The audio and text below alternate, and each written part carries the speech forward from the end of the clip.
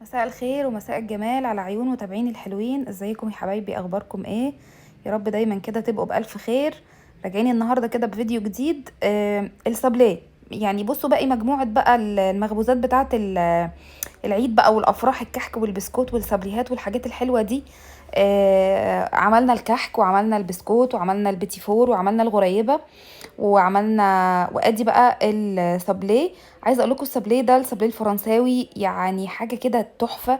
آه، بصوا يعني هعمله لكم بشكلين، او يعني هتشوفوا منه شكلين. طبعا التشكيل والحشو والحاجات دي تقدروا انتوا تتحكموا فيها زي ما انتوا عايزين. زي ما اتعودنا، المقادير انا هكتبها لكم في صندوق الوصف. السابليه معانا هنا انا جايبه لكم طريقه السابليه الفرنساوي. السابليه الفرنساوي الاصلي اللي هو من غير بيض، الاصلي بيتضرب من غير بيض.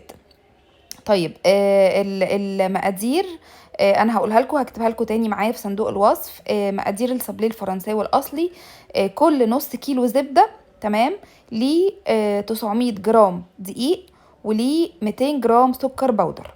بس مفيش اي حاجه تاني، ورشه بيكنج باودر ورشه ملح، من غير بيض خالص. طب يا ستي هو هيلم كده؟ هيلم وهيبقى تمام وزي الفل. مش عايزه اقولك هتاكلي احلى صابليه فرنساوي في الدنيا، وهي دي بالطريقه الاصليه. انا نزلت طبعا بالزبده في الاول. الزبده تبقى بدرجه حراره المطبخ علشان ما تكسرلكيش سنان المضرب، او لو هتضربي بعجان، وفي نفس الوقت تهيش معاكي. يعني هي لو في الصيف ما تبقاش سايحه قوي لدرجه ان هي تبقى يعني سايحه ميميه كده، ولا تبقى ماسكه نفسها، تبقى لسه طالعه من التلاجة، لا تبقى ساقعه. وفي الشتاء برضو تبقى، هو طبيعي الجو بره التلاجة بيبقى تلج اساسا، فانتي بتسابيها بقى بره التلاجة تريح جامد، بحيث تتعاملي معاها ساقعه وفي نفس الوقت ما تبقاش شديده وجامده ان هي تكسر لك المضرب. طبعا انا ضربت الزبده، يعني طريتها كده شويه، هيشتها شويه، ونزلت عليها بالسكر البودر. بنزل عليها بذره فانيليا، عايزه تحطيها ماشي، ما تحطيهاش مفيش مشكله، هي بتدي ريحه حلوه قوي للصابليه. وطبعا نوع الزبده زي ما انت عايزه تستخدمي، نيوزيلندي تمام، تستخدمي اي حاجه من الحاجات الشركات بقى، الفرن والجنه والحاجات دي مفيش مشكله. يعني عايزه اقولك طبعا النيوزيلندي لما بتستخدميها بتدي طعم وريحه بيفرقوا تماما عن اي نوع تاني. تمام، لكن كله طبعا في مقدرتك زي ما تقدري وزي ما تحبي اشتغلي، لكن لازم هشتغل بزبدة. السكر طبعا ده سكر بودر زي ما اتفقنا. لو انتي هتطحنيه في البيت لازم تنخليه، ولو حتى هتجيبيه من بره نخليه، بس هو اللي بيبقى مطحون من بره بيبقى ناعم قوي لدرجة انه ما بيبقاش فيه اي حبيبات خالص، يعني هتنخليه بس لمجرد لو فيه اي كلكعة بتفكيها يعني. هنبتدي بقى نضرب السكر والزبدة لغاية لما القوام يهش، يبقى عامل زي الكريمة. تمام، يبقى انا حطيت 500 جرام زبدة، عليهم 200 جرام سكر بودر، تمام. وهحط عليهم ذرة ملح وذرة فانيليا، وهبتدي اضرب كل الكلام ده مع بعضه. تمام، انا هنا بعمل ببطن المعلقة في الطبق عشان اتأكد ان كل السكر داب. اول ما احس ان القوام بقى كريمي او مفيش اي خروشة سكر تحت المعلقة، اعرف كده ان القوام معايا بقى مناسب جدا. تمام، وابتدي انزل بالدقيق حبة حبة. طيب لو انا ما ضربتش السكر كويس، هتلاقي نتيجة في الاخر ان الحاجة ناشفة ناشفة وبتقرقش معاكي، وترجعي تقولي المقدار مش كويس والمقدار بايظ. لا، لازم تضربي لغاية لما تتأكدي ان كل القوام معاكي كله بقى ناعم ودايب كويس جدا. طبعا من وقت للتاني لازم بلم جوانب الطبق او جوانب العجان اللي انا بضرب فيه، علشان اتأكد ان كل الخليط كله اندمج مع بعضه كويس جدا، ومفيش اي حاجة ما اتضربتش كويس مع باقي المكونات. تمام. طبعا كل شويه كده بفضل انزل جوانب الطبق واضرب لغايه لما اوصل لقوام كريمي. واهم من القوام الكريمي او مع القوام الكريمي انه اتاكد ان السكر داب كويس جدا. طيب، طبعا بعجان اشتغلي، بمضرب اشتغلي. على فكره زمان كانوا بيشتغلوا الكلام ده كله بايديهم، ما كانش فيه لا كده ولا كده. طبعا الدقيق اللي انا استخدمته دقيق كحك وبسكوت، انا هحط 900 جرام. 900 جرام يعني هشيل حوالي مثلا نص كوباية، او يعني كوباية الا ربع، او اشيل كوباية من كيلو الدقيق. طيب، ولنفترض ان انا شلت، هرفع كوباية او كوباية ونص، مفيش مشكلة. تمام، وهحط عليها ذرة بيكنج باودر، وهبتدي اخلط الكلام ده كله. لو انا عايزة اعمل من العجينة دي، او من عجينة واحدة من مقدار واحد، عايزة اعمل فانيليا وكاكاو، هبتدي اكتر. مثلا لو انا بدل ما هرفع كوباية دقيق هرفع كوبايتين دقيق، عشان لما اجي اعوض بكاكاو، تمام. لما اجي احط على العجينه كاكاو يبقى لسه فيها حبه زبده كده يبتدوا يمتصوا الكاكاو واوصل للقوام المناسب. طب ولنفترض ان انا حطيت العجينه، حطيت الدقيق، ولقيت ان قوام العجينه مناسب ومش محتاج ان انا احط كاكاو، ولو حطيت كاكاو العجينه هتنشف. مفيش مشكله، معلقه زبده تبقى طريه طريه مش دايبه، يعني ما اروحش اطلعها من التلاجة واسيحها في الميكرويف واجي استخدمها، لا، تبقى من درجة حرارة الغرفة، واطر بيها العجينة مفيش مشكلة، وابتدي انزل بيها على العجينة، هتديني نفس القوام مفيش اي مشكلة. طيب برضو انا هبتدي، طبعا انا هنزل بالدقيق شوية شوية. ليه؟ لان من نوع دقيق لنوع دقيق تاني الموضوع بيختلف. يعني ممكن نوع دقيق بيمتص السوائل، بيقبل سوائل كتير، فتفضلي تزودي لغاية لما توصلي ياخد معاكي اكتر. في نوع تاني لا، بيمتص بسرعة او بيتشبع بسرعة، فتلاقي ما خدتيش حتى كمية الدقيق اللي انت عايزاها. يعني حتى ال 900 جرام اللي هي الكيلو الا الكوباية دي، تمام، انا ممكن اقلل منها تاني، يعني ممكن ما احتاجهاش كلها.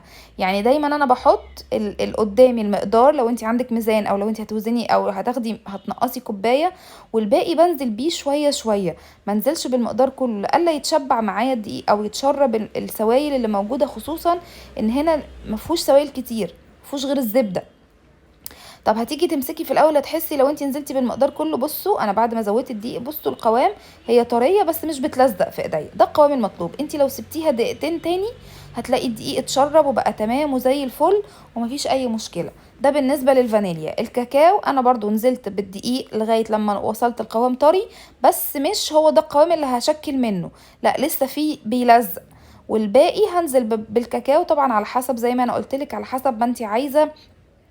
خدي الغمقان او الطعم بتاع الكاكاو، يا دوب تلونيه براحتك. لو انت عايزه الطعم الكاكاو اتقل وباين اكتر، طبعا كتري كاكاو اكتر مفيش مشكله. تاني لو العجينه حسيتيها نشفت منك مفيش مشكله ان انت معلقه زبده كده وتطري العجينه، مفيش اي مشكله، معلقه زبده مش سايحه، معلقه زبده طريه. هنا الفانيليا انا هشكله، دي حاجه اسمها ميني تارت سابليه. الميني تارت، قوالب الميني تارت دي بتتباع عند اي حد من محلات خامات مستلزمات الحلواني، تمام. يعني بيبقى على حسب بقى، في باكت بيتباع، كان زمان كنت بجيبه الباكت كذا واحدة ب15 جنيه، في ناس بتبيع الواحدة ب3 4 جنيه، طبعا على حسب المكان اللي انت فيه وبيبيع بقد ايه والاسعار اختلفت ازاي. طبعا الحاجات دي انا جايباها من فترة، فمعرفش الاسعار دلوقتي وصلت بقت ازاي، لكن هي موجودة متوفرة بسهولة عند محلات مستلزمات الحلواني. ببتدي اخد كده حتة صغيرة وابتدي اشكلها كده واسكنها كويس جدا جوه وحدة التارت، تمام. اسكن القاع بتاعها كويس وادوس على الاطراف. هكمل كل الكميه دي كلها بنفس الطريقه، وهاجي بقى في القاع بتاع الميني تارت وهديها كده ايه نغزتين بالشوكه عشان لما تدخل تستوي ما تبقاش ما تنفخش معايا. يعني لما تتنفخ مش هتعرفي تحشيها، لان احنا دي هنحشيها بقى. تقدري تحشيها مربى حليب، تقدري تحشيها جناش شوكولاته، تقدري تحشيها كريم كاسترد، زي ما انت عايزه. الحشوه دي زي ما انت عايزه. كده خلصنا الفانيليا بقى وهنركنه على جنب، تمام. هبتدي بقى احط الكاكاو. طبعا الكاكاو قلنا لازم يتنخل لان بيبقى فيه تكتلات، خصوصا ان احنا في الشتاء دلوقتي، مهما نخلتيه مره واتنين وتلاته بيبقى دايما فيه تكتلات، تمام. هبتدي بقى ايه انخل بقى كل الكميه كلها. وزي ما قلت لك استخدامك للكاكاو قد ما انت عايزه العجينه غامقه قد ايه، كاكاو فيها تقيل، كاكاو فيها اخف، عايزاها لا يا دوب ملونه، عايزه طعم الكاكاو فيها تقيل، طبعا ده براحتك. وزي ما قلت لك العجينه لو طريه بتزودي، يعني حطيتي كاكاو والعجينه لسه معاكي طريه بتكملي دقيق. لو حطيتي كاكاو والعجينه حسيتيها نشفت منك وقفشت كده وما انتيش عارفه تتحكمي فيها ومفروله، مفيش مشكله، معلقه زبده طريه وهتطري الموضوع وتشتغلي وتكملي عادي جدا، مفهوش اي مشكله. طبعا معلقه الزبده تبقى معلقه شاي صغيره من اللي بنغرب بيها الشاي، تمام، اللي هي بتاعه السكر، حبه حبه كده لغايه لما بس تعرفي تتعاملي مع العجينه بحيث توصلي لقوام ان العجينه طريه في ايدك تعرفي تشكليها، وبس في نفس الوقت مش ملزقه، مش بتلزق في ايدك ولا بتلزق في اي حاجه. هبتدي بقى اقلب الكلام ده كله. وتاني بقى بقولك انه تصبري على العجينه، يعني خلي عندك صبر كده وانتي بتقلبيها، لان العجينه لما بتقعد حبه الدقيق بيتشرب السوائل، بيتشرب الزبده، فبتلاقي الموضوع بقى متماسك احسن من الاول. يعني لو انتي حاسه ان لا طريه مش هعرف اتعامل معاها، لو سبتيها ريحت في التلاجة نص ساعه خصوصا في الصيف هتلاقي الامور معاكي اختلفت جدا والدنيا بقت تمام، وعارفه تتعاملي مع العجينه. علشان كمان لما تيجي تسوي ممكن وانتي بتشكلي كده تقولي اه لا تمام، لكن هتتفاجئي بقى لما تيجي تسوي وتطلعي المنتج النهائي في الاخر هتلاقيه ناشف كده ومش ناعم، مش دايب تحت بقك. تمام. هفرد هنا بقى كيسين تلاجة من بتوع السندوتشات العاديين جدا، هقص الطرف بتاعهم. يعني عايزه اقولك ان دي احسن حاجه هتقدري تفردي بيها او تفردي بينها العجين وتشكليه وتعرفي تتعاملي معاه احسن من ورق الزبده. ورق الزبده بيشفط الزبده اللي في العجين. تمام. لكن الاكياس دي بتتعاملي معاها بمنتهى السهوله، وبترميها بقى، بتستخدميها وترميها بعد كده تتخلصي منها، مفيش اي مشكله. طبعا اي قطعات عندك، انا اخترت القطعات الاشكال دي، اي قطعات عندك تعرفي تتعاملي بيها مفيش مشكله.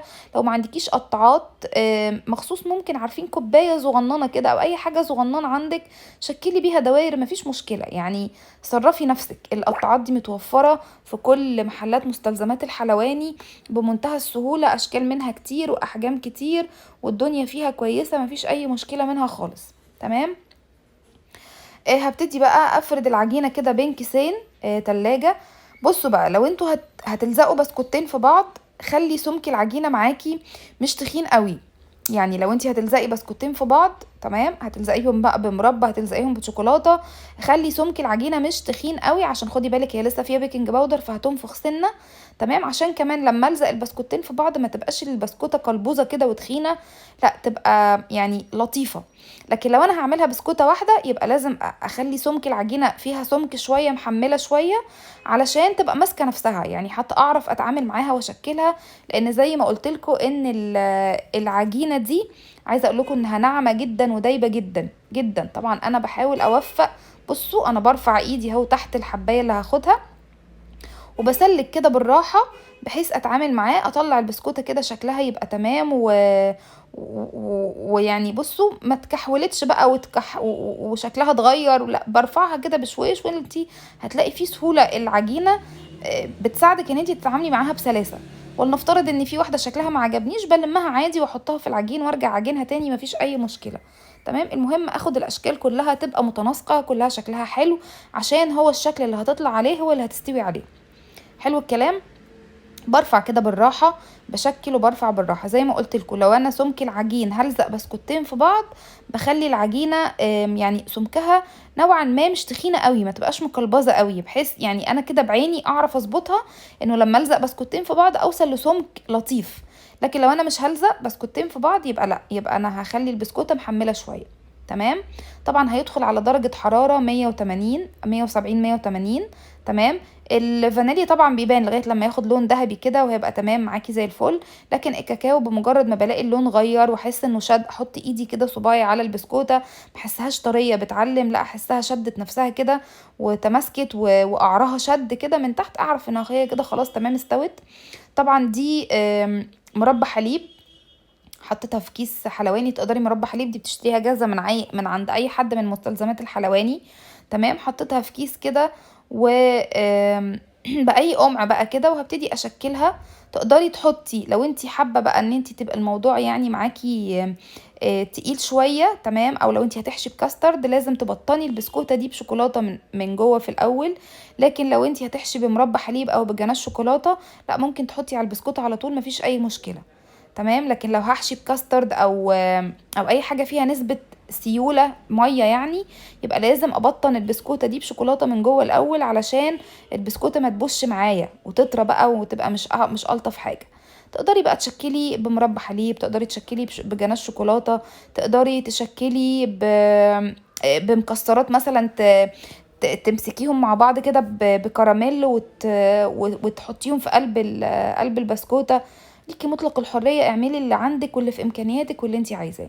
هنا بقى البسكوت اللي كان بالشوكولاته ده، هنا انا سيحت شوكولاته على حمام ميه، دي شوكولاته دريم. بحط اهي، بصوا انا بقول لكم انه لما الزق البسكوتين في بعض يبقى حجمهم معقول. الشوكولاته بقى دي شوكولاته دريم، بحط لها معلقه زيت على حمام ميه سخنه. تمام. وببتدي ادوبها كده بالراحه، وببتدي بقى ايه اغطس كده بسكوته بسكوته زي ما قلت لكم. عايزه بقى ممكن تلزقي بسكوتين في بعض. لو انت هتلزقي بسكوتين في بعض يبقى تلزقي الاول البسكوتين، وبعدين ترجعي بقى تغطسي واحده منهم بس كده في الشوكولاته، وتكملي باقي الكميه زي ما انت عايزه. تلزقي بقى بشوكولاته، تلزقي بمربى، زي ما انت عايزه، مفيش مشكله. وبعد ما خلصناهم بقى طبعا واضح ان اللقطة دي راحت. بشوكولاتة كده سايحة حطيتها عليهم، وده الشكل النهائي، والف هنا وشفا. ما تنسوش اللايك.